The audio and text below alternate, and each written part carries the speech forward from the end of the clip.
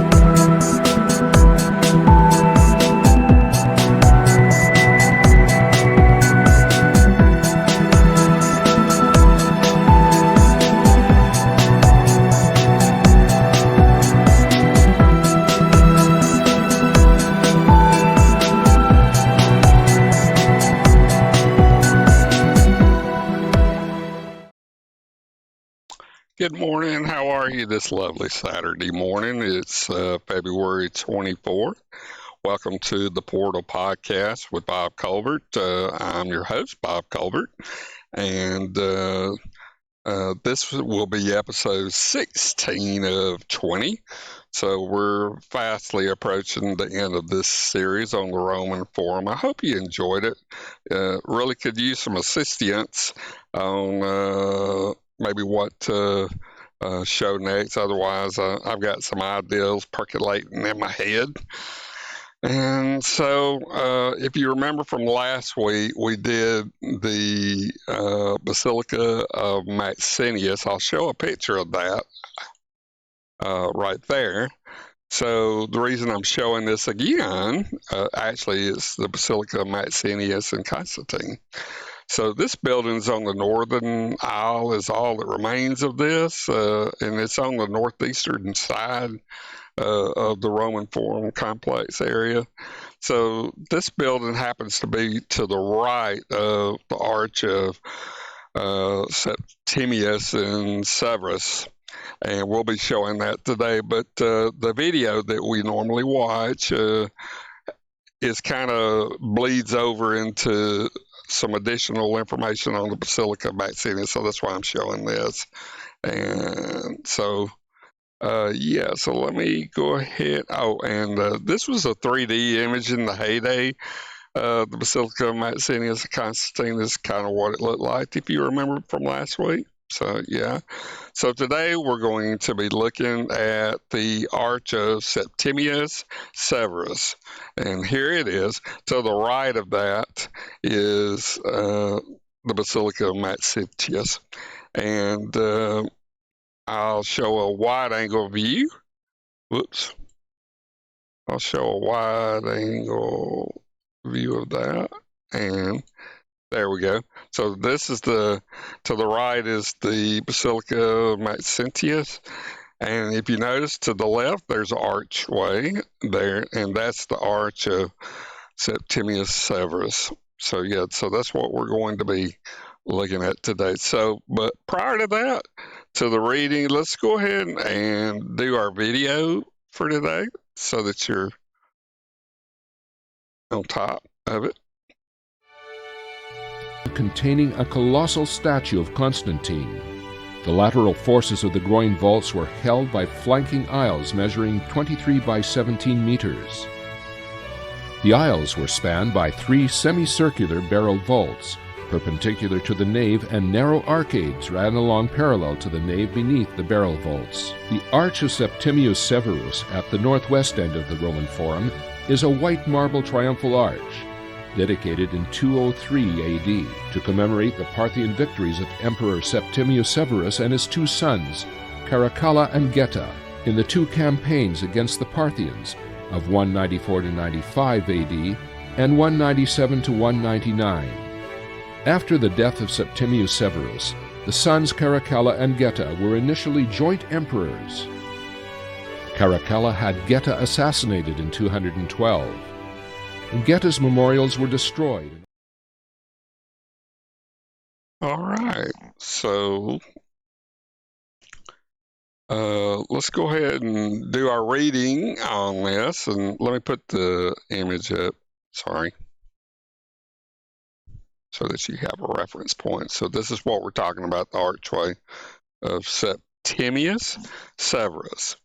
So the Arch of Septimius Severus, and in Italian it's Arco di Settimio Severo, at the northwestern end of the Roman Forum. I may have said northeastern on the while ago. Sorry about that. Northwestern end of the Roman Forum is a white marble.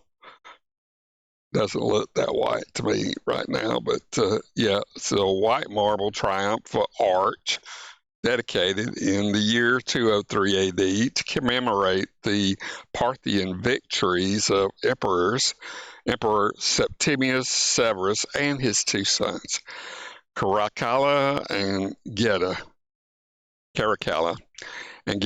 in the two campaigns against the Parthians of 194 to 195 and 197 to 199 AD. After the death of Septimius Severus, his sons Caracalla and Geta were initially joint emperors. Caracalla had Geta assassinated in the year 212 AD in the practice now known as Demonio Memoriae. Geta's memorials were destroyed, and all images or mentions of him were removed from public buildings and monuments. Accordingly, Geta's image and inscriptions referring to him were removed from the arch. The Severan dynasty were great builders of triumphal and honorary arches, especially in the Eastern Empire. The Arch of Septimius Severus in the emperor's hometown of Leptis Magna, Libya, was built in the same year. The monumental Arch of Palmyra is also sometimes called the Arch of Septimius Severus. Description of it. The arch was raised on a travertine base, originally approached by steps from the forum's ancient level.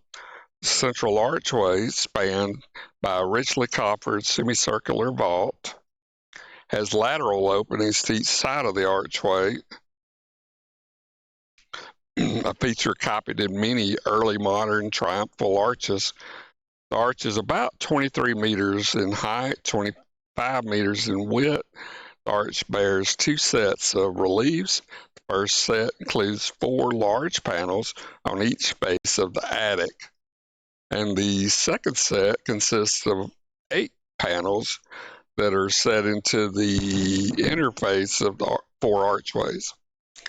The 3 archways rest on piers or piers, which are composite columns on pedestals.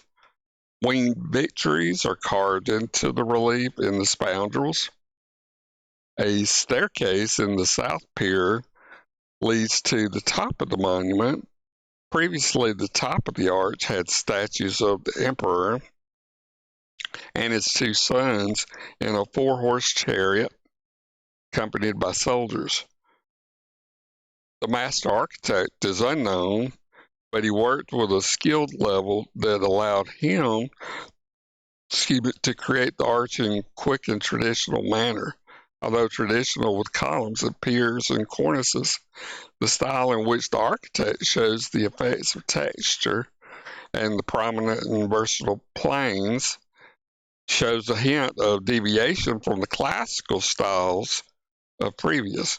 According to the scholar Richard Brilliant, I guess he's brilliant, the variety of styles shown on the arch signified that many different workshops and sculptures were involved. This was a typical way to have the commission completed quickly. Brilliant made this conclusion by identifying how the same models for the motifs have very small difference throughout the reliefs. Even individual sections, such as the panels, middle reliefs, and the column pedestals, have distinctive techniques or styles that must have come from separate artists. The differences in styles are not that drastic as to stick out, but they are enough that an expert can identify the shift in the style. The arch also has some sections that are more detailed than the others, indicating more time was spent on them, which is normal when different sculptors in workshop work on the same object. Those who worked on the arch were taught in the Antonine style, which was known at the time for its rich ornamentation and use of Proconnesian marble. To help add additional depth to the arch, the shadows of the facade or facade are deepened with columns and 3D light cornices. The facade is created in Tetra style, where the four columns are used to create a porch. The Tetra style facade, and the Severus Septimius arch is only an illusion, as it does not have a deep porch-like space behind the columns. Again, the marbles of the arch was mostly made of travertine and marble. It was mixed in with concrete and brick. Preconnesian marble was used for the columns, pentatelic marble for the masonry, lunum marble for the greater relief columns. The marble blocks were precisely cut in a format that made the shapes of each block rectangular. Each block, whether horizontal or vertical, is fitted very closely together, and it's unclear how this would be possible without taking the arch apart. It was believed that the blocks of marble were cut while they were still on the ground. To avoid damage to ornamentation, the details were roughly made while on the ground and were later perfected and detailed once the blocks were in the proper placement. Most of the arch must have been pre-planned in design and careful alignment before it was put into its final place. The fine details in construction show that this monument was made by some of the best professionals of the time.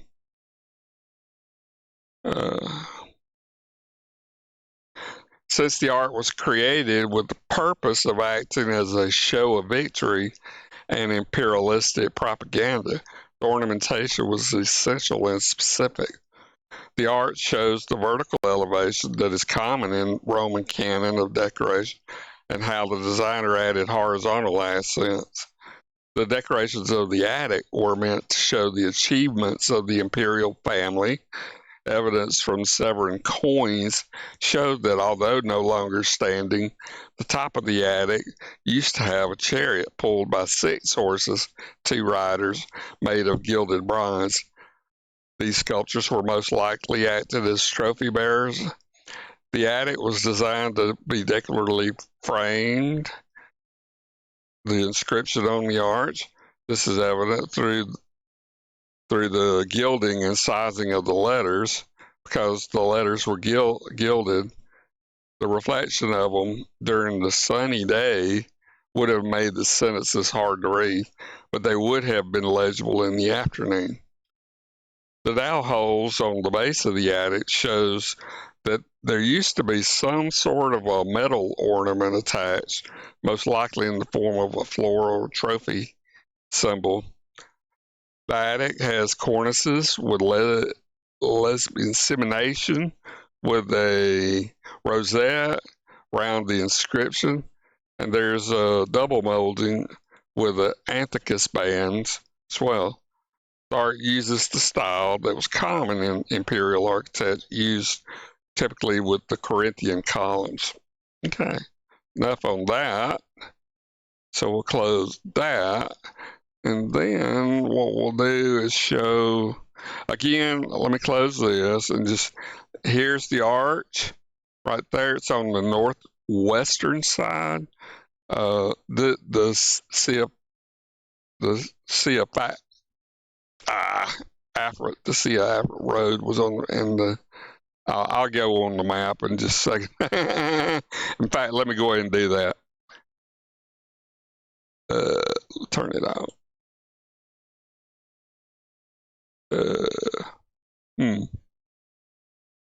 Must have not put it on there. One moment.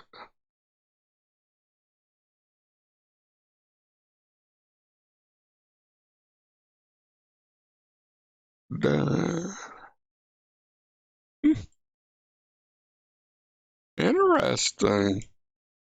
It's not showing.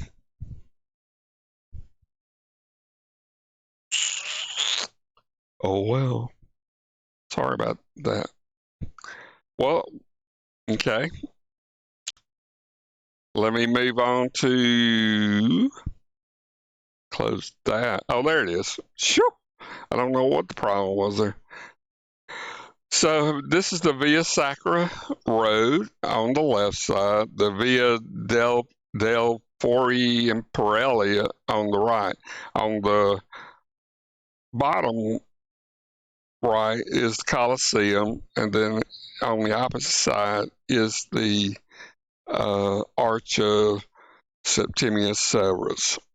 And so if we go back and look at that big image, whoops.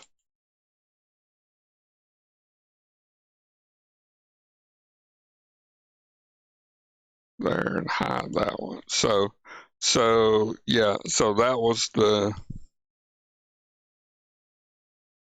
roads on each side of this. So yeah. So now let's kind of go talk about the emperor. All right, and there's two of these. So yeah, so here's the bust of Septimius Severus, emperor.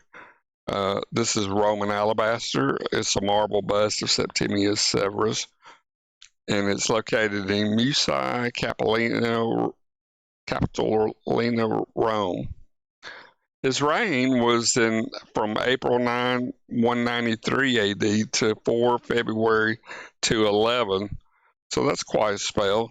His predecessor was Emperor Didius Julianus, and his successors are his sons, Caracalla and Geta. Of course, I believe Geta was killed, assassinated. He was born Lucius Septimius Severus in 11 April 145. He died in 4 February 211. He was age 65, and I guess died in Arboretum, Britain. Spouses were Passius Marciana, 175. She died 186, and Julia Domina in 187 married. His children were Caracalla and Geta. Okay. His father was Publius Septimius Geta. His mother was Fulvia Pia. All right. After let's see, as a young man, Emperor Severus, he advanced through the customary succession of offices under the reigns of Marcus Aurelius and Commodus. Severus seized power after the death of Emperor Pertinax in 193 during the year of the five emperors. After deposing and killing the incumbent emperor, Didius Julianus, Severus fought his rival claimants. The Roman generals Pescennius Niger and Clodius Albinus. Niger was defeated in 194 AD at the Battle of Isius in Sicilia. Later that year, Severus waged a short punitive campaign beyond the eastern frontier, annexing the kingdom of Osroene as a new province. Severus defeated Albinus 3 years later at the Battle of Ludinum in Gaul. Following the consolidation of his rule over the western provinces, Severus waged another brief, more successful war in the east against the Parthian Empire, sacking their capital, Ctesiphon, in 197 AD, and expanding the eastern frontier to the Tigris. He then enlarged and fortified the Lemes Arabicus in Arabia Petria. 202 AD, he campaigned in Africa and Mauritania against the Garamantes, capturing their capital, Garama, and expanded the Lemes Tripolitanus along the southern desert frontier of the empire. He proclaimed as Augustus co-emperors his elder son Caracalla in 198 and his younger son Geta 209, both born by his second wife Julia Domina. Severus traveled to Britain in 208, strengthening Hadrian's Wall and reoccupying the Antonine Wall. In 209, he invaded Caledonia in modern Scotland with an army of 50,000 men. With his ambitions were cut short when he fell fatally ill of an infectious disease in late 210. He died in early 211 at the Eboracum, today York, England, and was succeeded by his sons, who were advised by their mother and his powerful widow, Julia Domina, thus founding the Severan dynasty. It was the last dynasty of the Roman Empire before the crisis of the 3rd century. Yeah. All right. I believe that's enough. Cool. Get some coffee. This time I got Starbucks.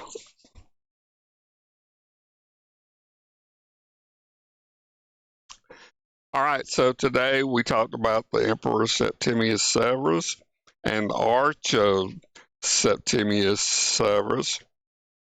So as a review, we'll review the video for reinforcement purposes. So I'll catch you on the other side. Containing a colossal statue of Constantine. The lateral forces of the groin vaults were held by flanking aisles measuring 23 by 17 meters.